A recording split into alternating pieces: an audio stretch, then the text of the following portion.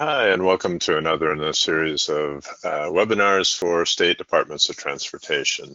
I'm Terry Bills, the Transportation Industry Manager here at Esri, and today I'm joined by Ian Anderson from UAM Geomatics. Before we begin, I'd like to say Happy GIS Day to everyone, whether you realize that today was GIS Day or not. It's certainly a key day in our profession. So today it's really a great pleasure to have a new business partner as part of our webinar today. As I mentioned, UAM Geomatics. And as we'll see, they do specialize in the rapidly emerging market of urban air mobility. And I think we're all going to learn a great deal today. So I'm actually very excited myself to see their presentation today. So in the past, we've had webinars on the future of drones and how GIS supports the creation of new air networks based on your local land use. And let me also point out that drone deliveries are just one part of the future air navigation. Today, we're going to take that to the next level and discuss urban air mobility, or what are often called air taxis. So increasingly, cities are going to have to grapple with urban air mobility.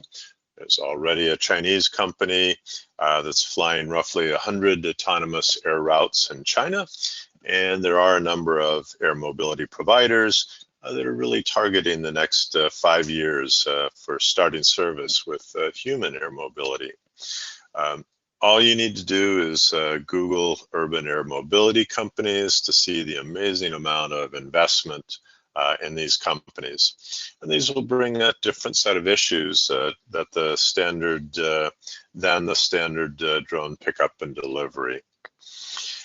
I mentioned the amount of interest and investment in urban air mobility, and UAM's Geomatics parent company, NEXA Capital, provides industry background and analysis about this market. But just to give you an idea of the level of interest, not only are the major plane manufacturers, Boeing and Airbus, are involved, but a host of new players along with the car companies and the airlines.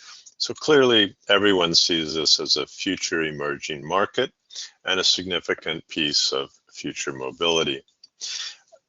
But a key current constraint is the lack of existing infrastructure to support this emerging market. There's only a vague recognition, if any, among states and local jurisdictions of how they can accommodate these new carriers.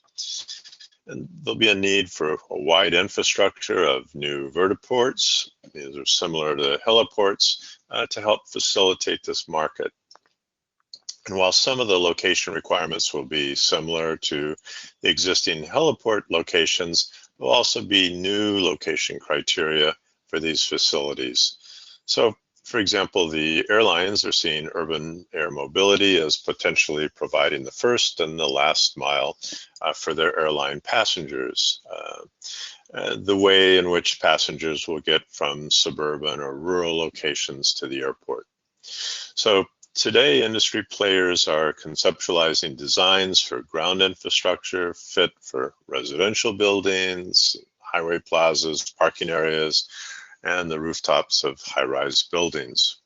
So to help us walk through a number of these issues, let me introduce Ian Anderson, not from Jethro Tull, but rather from UAM Geomatics. Ian, I'm going to turn it over to you to help educate all of us about this market and how GIS can play an integral role in the emergence of urban air mobility. So Ian, over to you.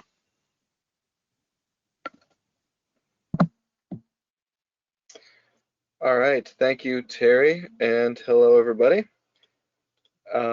So as Terry just said, I am Ian Henderson. I'm from NEXA Capital Partners and our subsidiary, UAM Geomatics.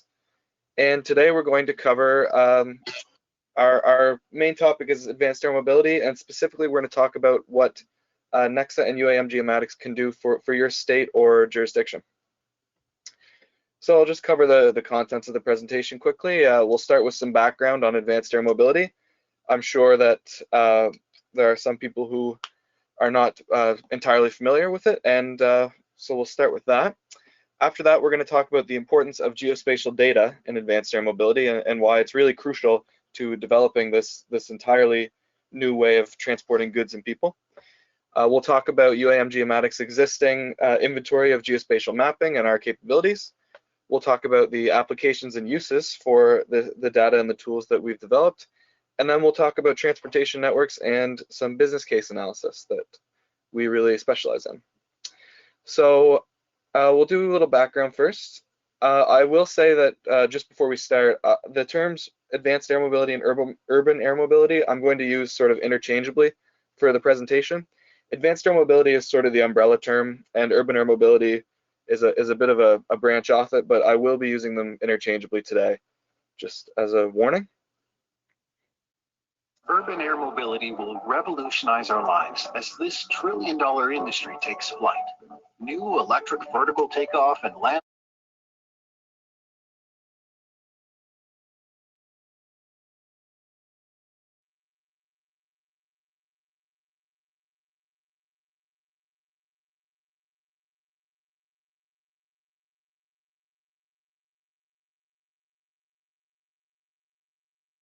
depth geospatial information to safely design this airspace. This endeavor will also require infrastructure detailing the low altitude areas where vehicles will operate, as well as the strategic locations to place vertiports. UAM Geomatics provides all of this critical information using cutting-edge ESRI and ArcGIS technology. ArcGIS provides a customized view, providing as many or as few layers as desired to highlight key mapping features detailing specific points of interest within a mapped region. To date, UAM Geomatics has amassed up to 35 layers of comprehensive information that provide an interactive mapping of more than 85 cities around the world. How will this information be used? To create thoroughfares throughout the sky for these aircraft to fly safely and efficiently.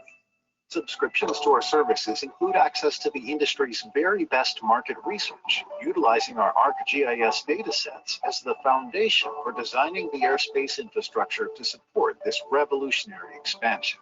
We also include strategic market forecasts, detailing pivotal metrics such as passenger demand by city for the next 20 years, with regular updates as new data becomes available. We work with some of the most consequential names in the industry, providing valuable data to organizations such as NASA, Uber, and many others. With conservative forecasts of revenues and economic impact up to $1.5 trillion over the next 20 years, urban air mobility is ready to take off. Will you be on board? There, so that's just a little bit of background on urban air mobility and advanced air mobility. So as the video mentions, it's very much an industry in development. It's very new, and it's going to be a completely new way of transporting goods and people. And so now we're going to talk a little bit about the importance of geospatial data for the development of advanced air mobility. So to put it very simply, AAM requires GIS. So organizing things geographically and analyzing things geographically is absolutely essential for developing advanced air mobility. You must keep an inventory of things like infrastructure, health and safety features, so your hospitals, your primary healthcare facilities, and other points of interest like logistics centers and warehouses for cargo purposes. All these things have to be inventoried and kept in a GIS system in order to know where everything is sort of and where AAM can operate effectively. And so as you have probably guessed, our company uses ArcGIS to do that. So ArcGIS allows us to track all these key features, and through analysis, we can plan new features and new infrastructure to support the development of advanced air mobility. So one of the key things that we do at UAM Geomatics is data organization. And so as I mentioned sort of in the last slide, organizing information spatially is very logical for a lot of the features that are important for advanced air mobility, especially infrastructure. And so just a little example that I have here on the slide, you can see that this is the ports in Arkansas So there are water ports. Obviously, they're all river ports in Arkansas, but ports nonetheless. And so you see here that there's a spreadsheet with all these attributes that each port has. So the city that the ports are located in, what kind of facility they have, that kind of thing. And so this spreadsheet is very informative, but the key piece that's really missing from it is the location. And so that's why ArcGIS is so important and why GIS is so important to advanced air mobility. You can see in the bottom here that organizing the data spatially allows us to keep all the information in the spreadsheet, but also present the really key piece of information, which is where are you going when you're trying to go to these ports. And so through ArcGIS, we're able to organize these things spatially, and we're able to export it into other formats that are useful to our clients, like Excel and CSV and others that may be needed for different clients' purposes. So the next thing that we really specialize in is the analysis of all this data. So a lot of the tools that we use are actually built straight into ArcGIS, and we're very thankful for that. And using our data, we can actually perform analysis with the tools that help to place infrastructure or perform business case analysis on these pieces of infrastructure and things that are important to the development of advanced air mobility.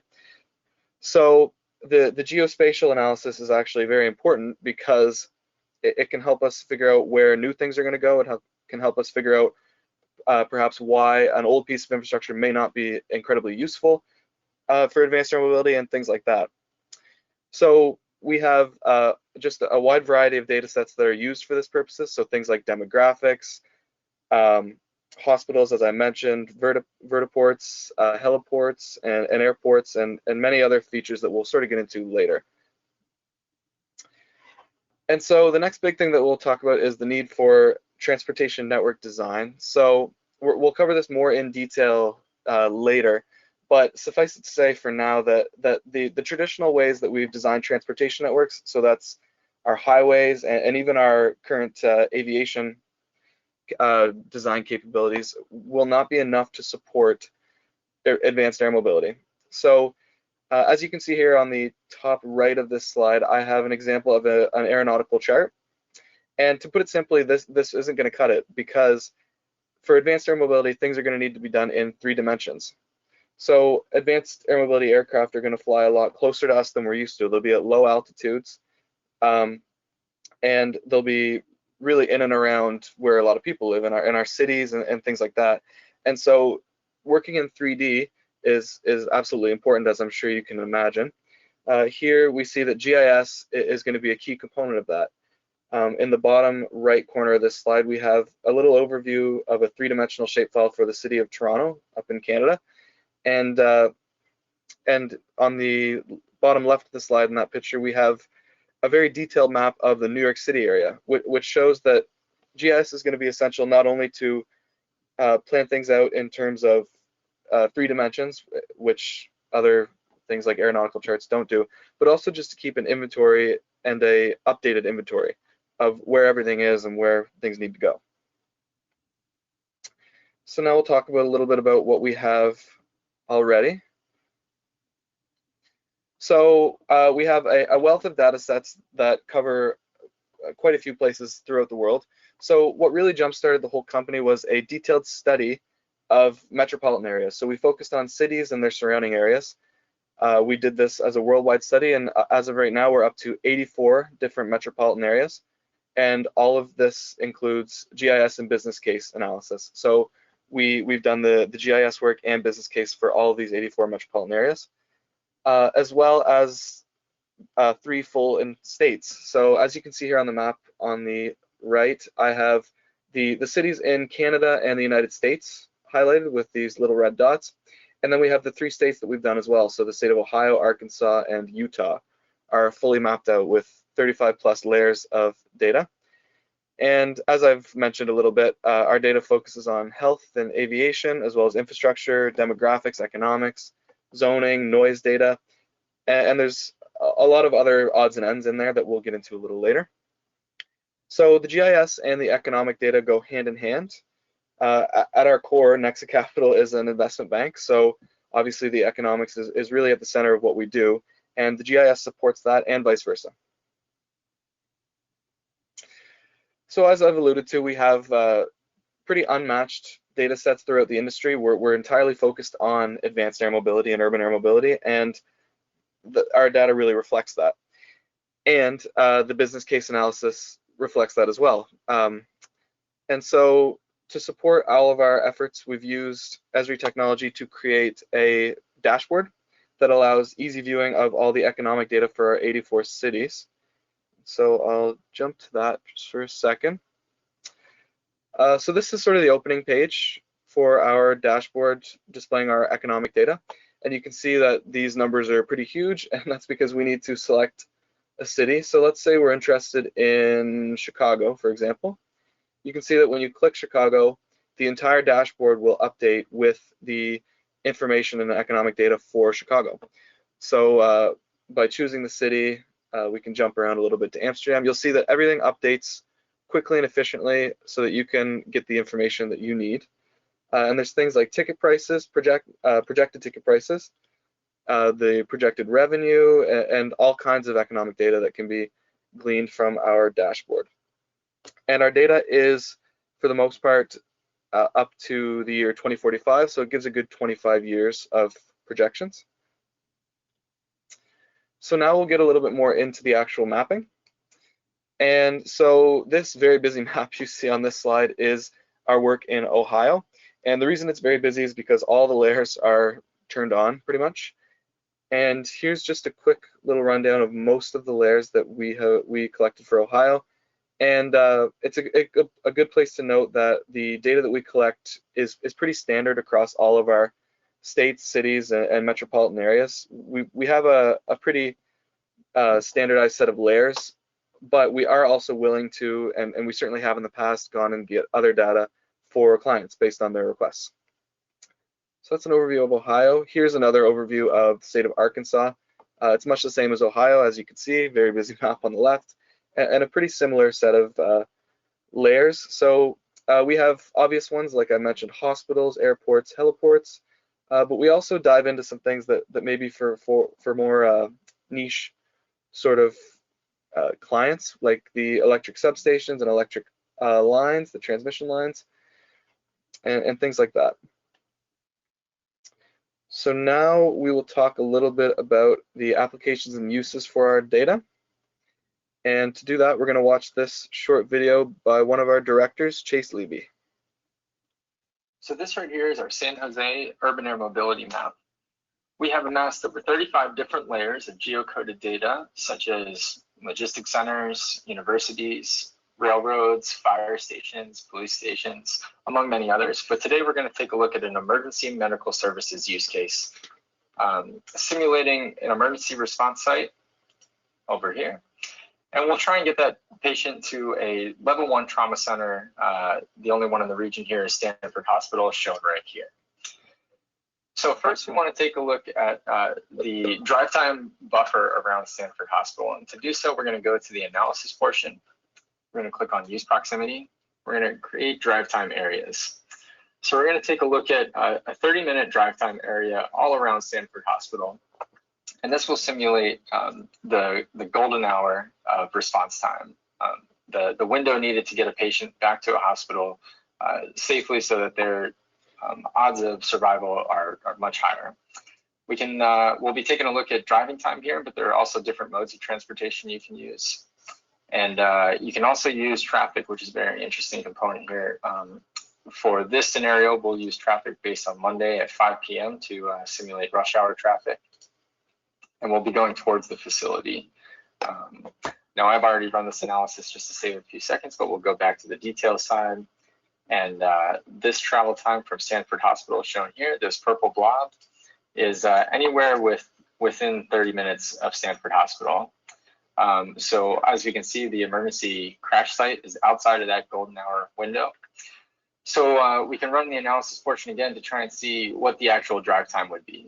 We'll go to the use proximity tab again, connect origins to destinations. We want to connect our emergency response site to the hospital here.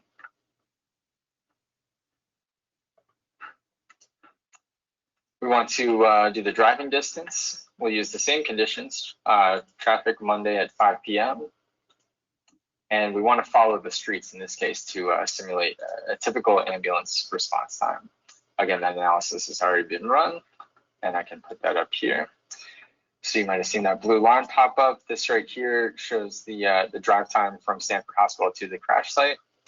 Shown here, it's about 41 minutes one way. So clearly that's well outside of the golden hour for our emergency patient here.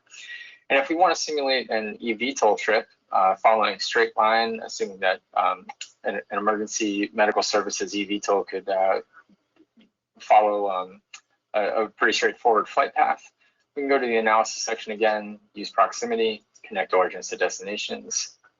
We'll use the same points here, but in this time, instead of using the drive time, we'll do the line distance to simulate flight. Again, we can go back here, and this emergency response time shown here. This is a about 14-mile trip. So at a eVTOL speed of about 150 miles an hour, you're now sub 10 minutes on each side of the response, so 20 minutes overall, which is perfect and ideal for the emergency response patient. So this just goes to show some of the powerful analysis capabilities that the ArcGIS tool has that we're using to examine different use cases applicable for advanced air mobility. There, so as Chase said, that's a fairly simple example of the analysis that we're able to run through ArcGIS, but certainly a very popular one. Obviously, these types of advancements can save lives, and that's important to everybody. So that's one that our clients are particularly interested in, especially towards the beginning. So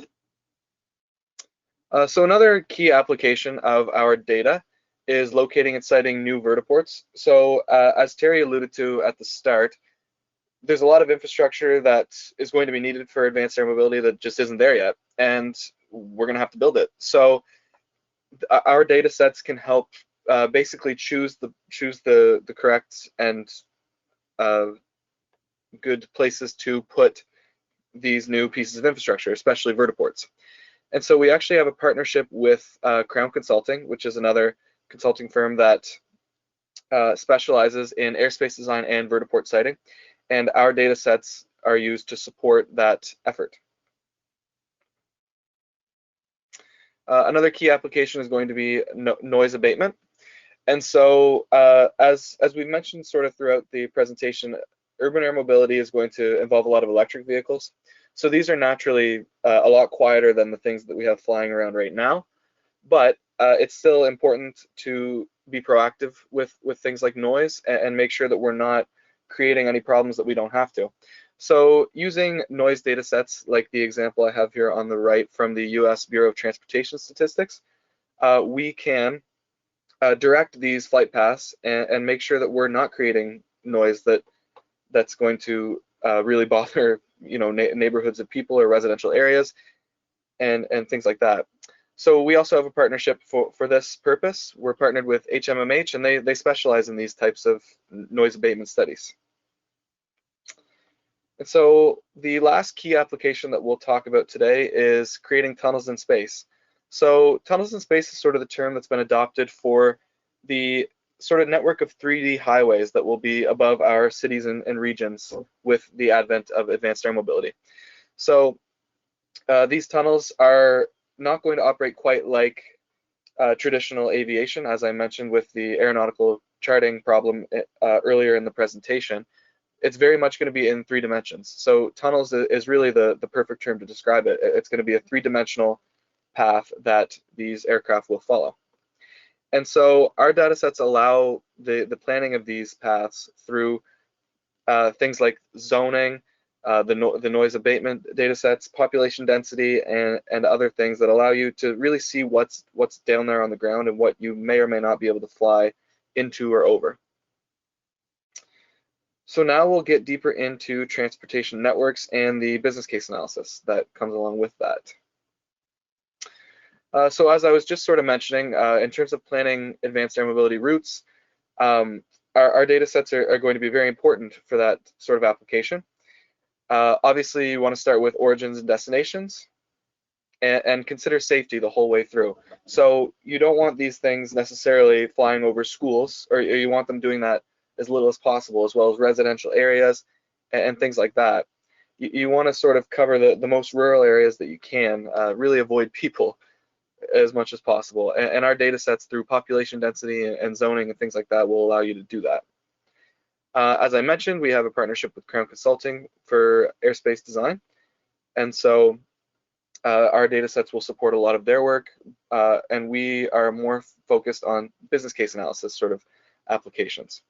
So an example that I will use, and we will get into a little more in depth in ArcGIS Pro, is the Vancouver downtown to their international airport. First, I'll just show an example of a tunnel in space that can be created through using our tools and our data sets.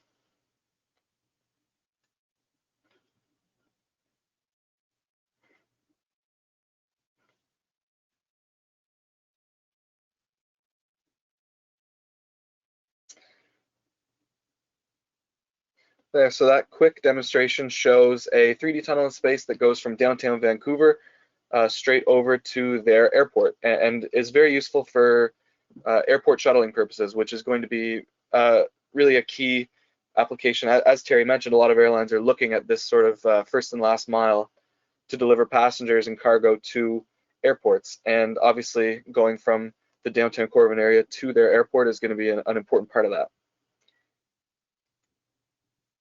And so now, as I've mentioned throughout the presentation, working in 3D is absolutely essential, and our tools allow you to do that. So our data sets allow you to pick out features on the ground and features that you'll be flying over, as well as work in 3D and give these tunnels in space attributes that make them three-dimensional and make them really mean something. So if you look at the table on the right there, this is actually the attributes for the brighter blue tunnel in space in the picture to your left. And so you can see this is a flight tunnel that goes from downtown Vancouver to Richmond, British Columbia. And you can see that it has attributes that really describe what it is, where it's going, and what it sort of takes to do that. So we have the height of the tunnel, so the altitude that we'll be flying at, the length of the tunnel in kilometers, the average speed of the aircraft that it's going to be effectuating the flight, and then the flight time in minutes that it'll take. And you can see, just as an aside, that obviously flight times through advanced air mobility are going to be quite a bit shorter, as 16 kilometers in 4.9 minutes is not bad at all. So now from there, I'll jump into just get this in slightly more detail in ArcGIS Pro. So here, I'm sure some of you will recognize this is the Vancouver metropolitan area. So you can see Vancouver right up here. This is Surrey, one of its largest sort of suburbs, and Richmond is actually down here. So this is a population density map that we have up right now. And you can see how you'd start to be able to really decide where you want to put new vertiports. So for vertiport siting, the population density is a really key thing. Obviously, a lot of people will commute into Vancouver, sort of the downtown area, during the day for work and want to get out after. And so you can see that there's a few places that would be very beneficial to put vertiports. So down here in Surrey, you can see right here in their downtown, there's a pretty high population section right there. And so you could put a vertiport in the transit hub of Surrey right now that could take you to downtown Vancouver, over to the airport, and all kinds of places from there.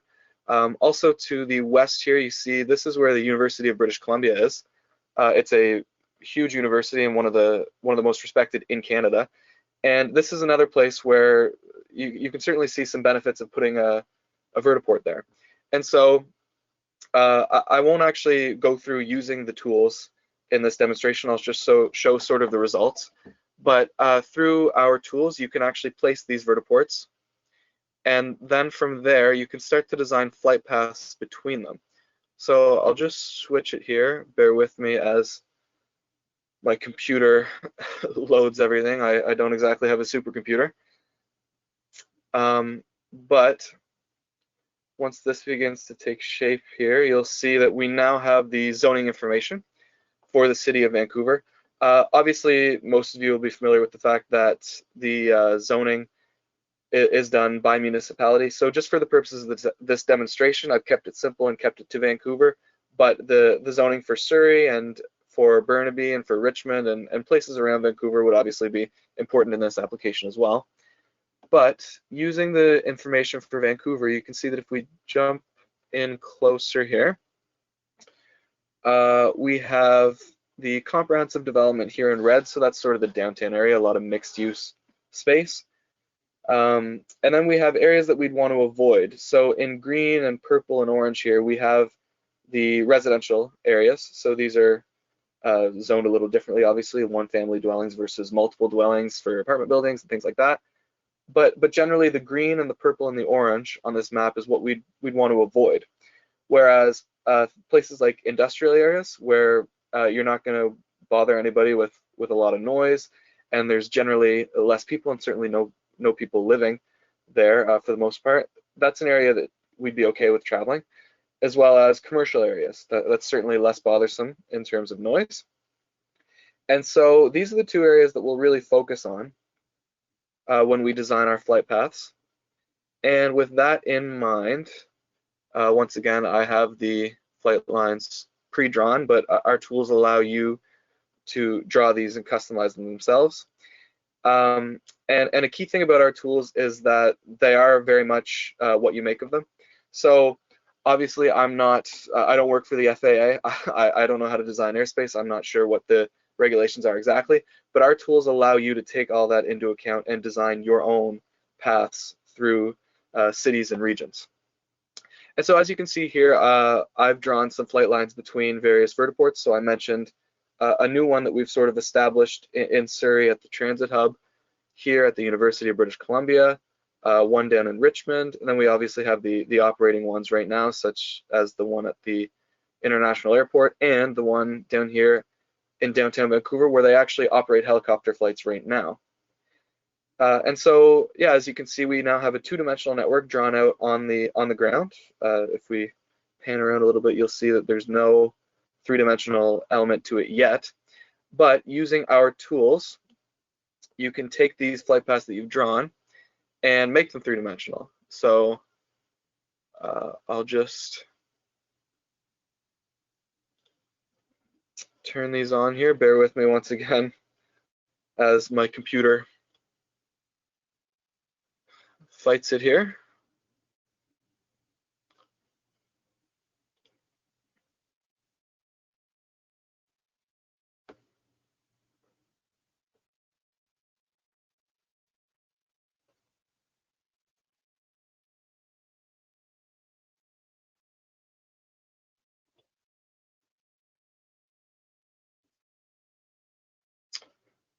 All right, so we're starting to get things loaded up here.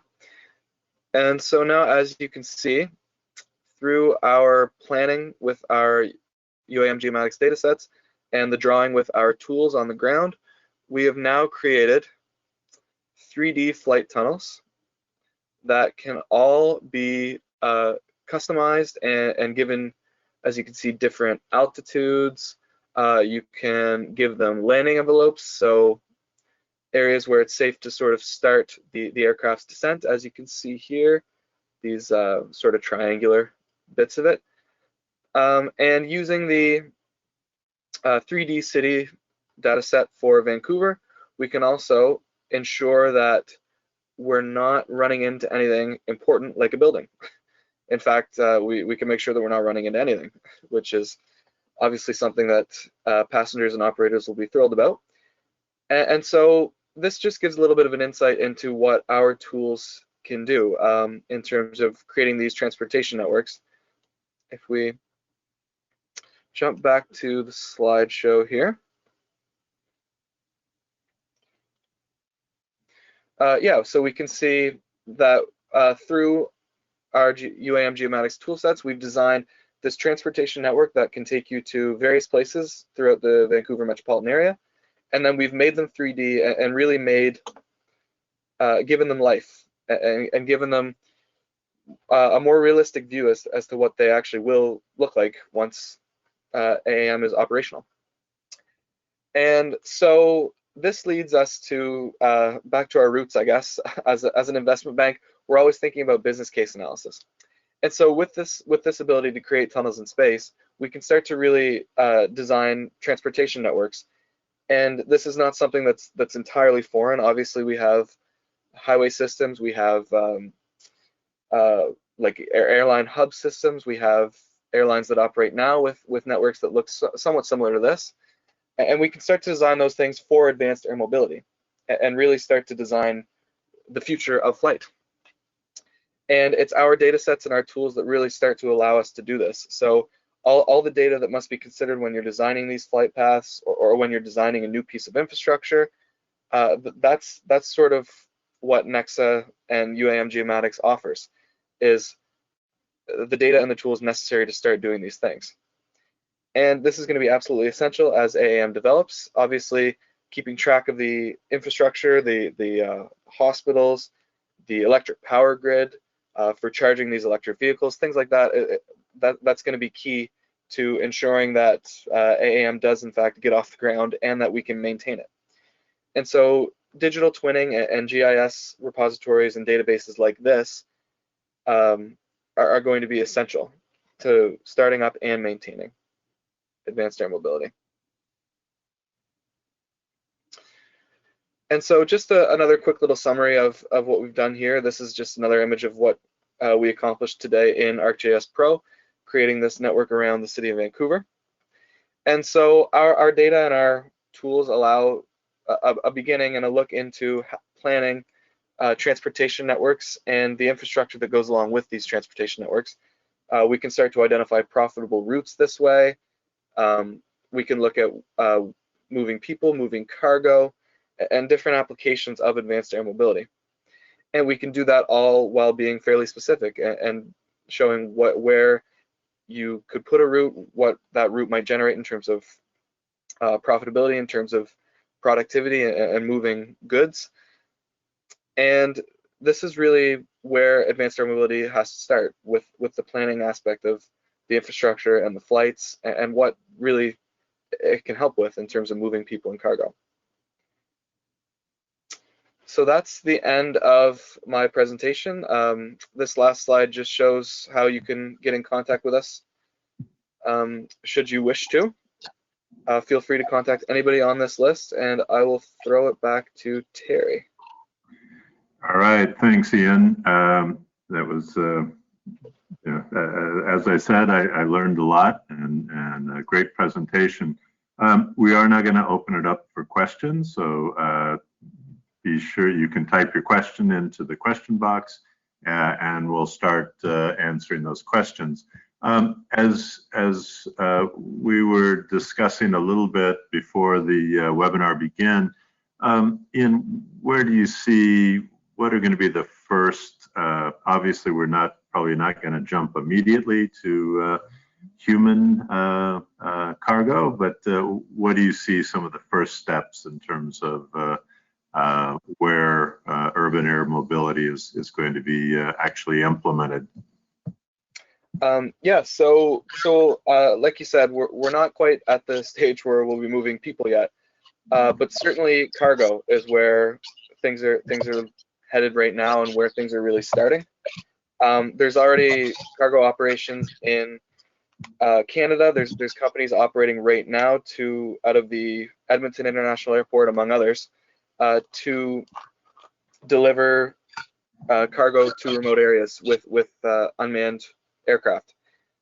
Amazon is another company that's dabbling in this in Australia and around the United States a little bit, I believe. And that's really where it's going to all start, I think, anyway, is in cargo. And that's what a lot of our clients are interested in now as well. Right, I agree. And as we discussed, I mean, I have seen, certainly there's consideration of maybe even reducing truck traffic out of ports, being able to transport containers and really thinking in terms of sort of large cargo delivery is one. And I think the notion of the kind of emergency response is that really does. I think that's a great use case, great example, and where in fact we're currently using helicopters. I think we may be able to leverage the eVTOL vehicles for that type of emergency response. Yes, absolutely, and certainly advanced air mobility is that's one thing that I didn't mention a whole lot in the presentation, but the environmental effect of these electric vehicles is going to be astronomical. Just taking all the emissions of trucks and jet fuel in planes and things like that, taking all those emissions out of the world with these electric vehicles is going to be just another huge and sort of underrated part of advanced air mobility. Yeah, so, and which raises, I guess, another issue. We've been looking at the electric vehicle and electrification of the fleet, and unfortunately, our existing both electric generation and the distribution and our electric networks are not really capable of handling the full electrification of the fleet. I suspect that, this will be another element that we need to add on top of that as well, as urban air mobility really does take off. That will impose even greater demands on our electric distribution and generation systems. So yes. Obviously, yeah. Yeah, I mentioned, I mostly talked about heliports and placing vertiports, but that's another thing. In terms of our data sets, we do have a lot of power grid related data sets in our packages, and those are going to be key for power generators and things like that, and deciding where the electric grid is going to deliver the necessary electricity to this entirely new set of electric vehicles. Right. So, okay, so we do have a number of questions that have started coming in, and so let's dive into those. And I guess the first one really sort of gets at and is really sort of, kind of looking, and we're probably not there yet, but it really has to do with kind of the, I guess, sort of airspace design and really the charting. So, question is, if companies want to consider airspace restrictions and aeronautical charting in their route analysis, is that something that you have built into the tools at this point in time? Yes, so I probably came off a little bit harsh on aeronautical charting, and certainly it's not something to be entirely disregarded, obviously. There's a very established system of it and everything, and we do have a fair amount of FAA data in our packages now that sort of reflects the existing aviation world in terms of mapping and charting and restricted airspace and things like that. Yeah, and if I'm not mistaken, you do actually have former FAA officials on the kind of as part of the company, if I'm not mistaken. So I mean, you are very well connected into the sort of standard FAA procedures and so. Yes, yeah, we do have Hank Krakowski. He's a former FAA guy, and he's involved in NEXA Capital, and we do have obviously a lot of aviation experts now that I probably did come off a little too harsh on aeronautical charting and stuff, but that's not something that we're just throwing in the garbage or anything, for sure.